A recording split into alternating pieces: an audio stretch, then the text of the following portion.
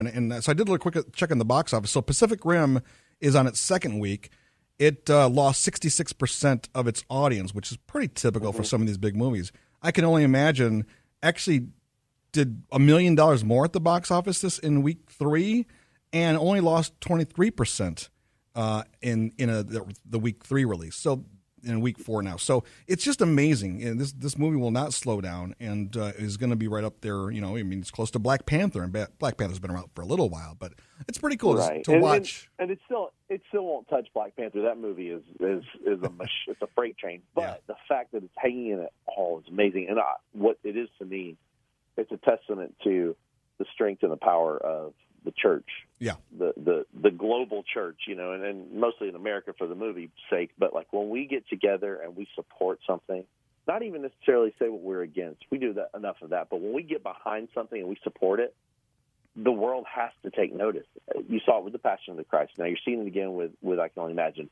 You know, the budget to make the film was so low. It was an independent budget at best. And, you know, now it is literally turning Hollywood's heads. You know, the Erwin brothers are getting all these phone calls from like major motion picture houses calling them saying, "Hey, would you direct one of these films for us?" And they're like, "We'll see." Like, what do you want to do with it? Like, they want to be good stewards of what the Lord's given them in this. And but they're getting these opportunities, and Hollywood's taking notice because the church is showing up, and it's awesome. And the longer it stays viable in the theaters, the more Hollywood's going to be like, what in the world? Like, we had no idea that people wanted more than just superhero flicks.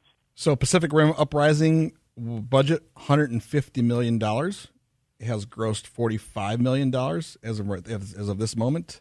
I Can Only Imagine has grossed $55 million. Budget of $7 million. There you crazy, go. Right? There now, you go. There's more to that budget. That's $7 million, I think, just to film and produce Correct. it. And then you've got all your marketing budgets beyond that. So the number is actually quite a bit higher than what you hear when you say that. Right. But it's still. I mean, it's still on a scale of. It's unbelievable. It's unbelievable what God's doing with it. And the cooler thing is hearing stories from people that are they're connecting with it. We're hearing from guys who are reaching out to their dads who are estranged, who are abusive, and forgiving them. Hearing guys say, "Man, I wish my dad was still alive so I could forgive him." And so it's obvious that God's doing the work through it. And, I mean, that's all we can ever hope for. Well, Mike, I don't want to take up a lot of your time. Real quick, the show is April 8th here in Grand Rapids, Michigan, kind of end of our spring break here in the area. But a lot of people will be at the show. It'll be at the Van Andel Arena. You're with that other band, whatever they're called. 10th Boulevard South or something? 10th something, whatever. It's going to be a great show. Real quick, what can people expect from a night at the show with you guys? You know, I think for us on this tour more than any, we're 24 years into doing this, and we're still getting to do it, and crowds are more excited than they've ever been, and our songs are still connecting. So we're in this like incredibly grateful season. And I think that gratitude's coming across from the stage. I think that, you know, like I said, we're having fun backstage, and that's translating on stage. And so it's just a joyful night. Like, it really is. It seems like people are engaging really well. And I grew up Baptist, so it's hard to say, but people are dancing and having fun. and Wait, you can dance? And I know. Well, I can't personally dance. I mean, what I do isn't called dancing. I don't think it qualifies.